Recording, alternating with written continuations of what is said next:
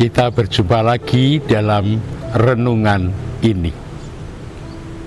Dalam nama Bapa dan Putra dan Roh Kudus. Amin. Bapa yang Maha Pengasih, Maha Penyayang, kami masuk minggu yang kedua di dalam masa Advent, masa perjalanan menuju perayaan Natal ini. Bukalah hati kami agar kami sungguh-sungguh boleh memahami makna dari tobat demi Kristus Tuhan dan pengantara kami. Amin. Dalam nama Bapa dan Putra dan Roh Kudus. Amin. Injil Matius pasal yang ketiga ayat 1-12 mengisahkan, pada waktu itu tampillah Yohanes Pembaptis di padang gurun Yudea dan memberitakan, bertobatlah, sebab kerajaan surga sudah dekat.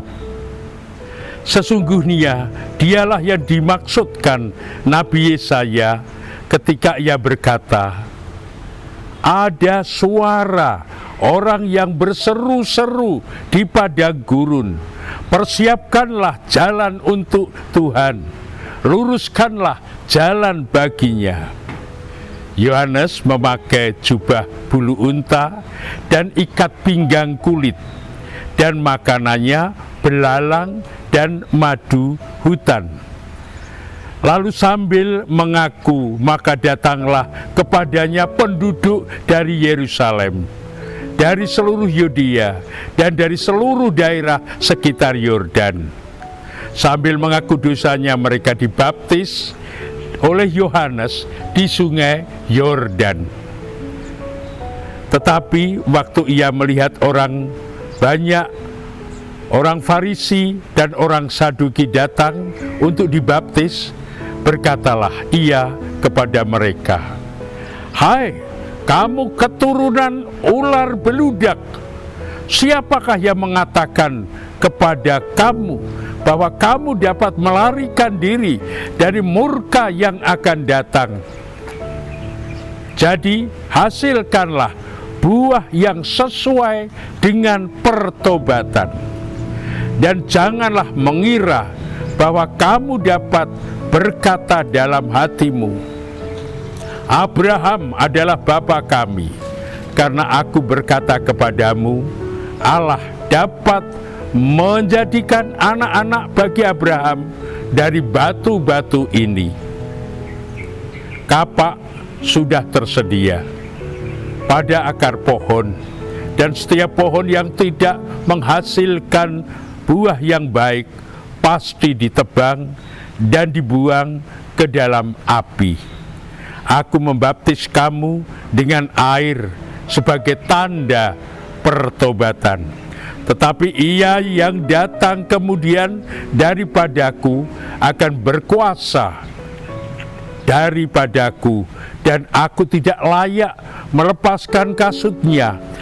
Ia akan membaptiskan kamu dengan Roh Kudus dan dengan api. Alat penampi sudah di tangannya. Ia akan membersihkan tempat pengirikannya dan mengumpulkan gandumnya ke dalam lumbung, tetapi debu jerami akan dibakarnya dalam api yang tak terpadamkan.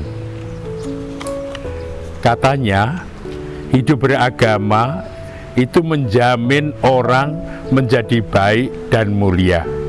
Dalam hal pertobatan, hidup beragama di dalam gereja Katolik itu seringkali disamakan dengan menerima sakramen tobat. Itu tidak salah, tapi kalau hanya berhenti pada tata cara keagamaan, itu belum sungguh-sungguh sampai pertobatan. Kalau orang tidak menempatkan diri dalam kewibawaan ilahi yang berada di dalam relung hati lewat suara-suaranya yang menuntun perbuatan baik kita di dalam kehidupan sehari-hari. kemuliaan kepada Bapa dan Putera dan Roh Kudus, seperti pada permulaan, sekarang, selalu, dan sepanjang segala masa. Amin.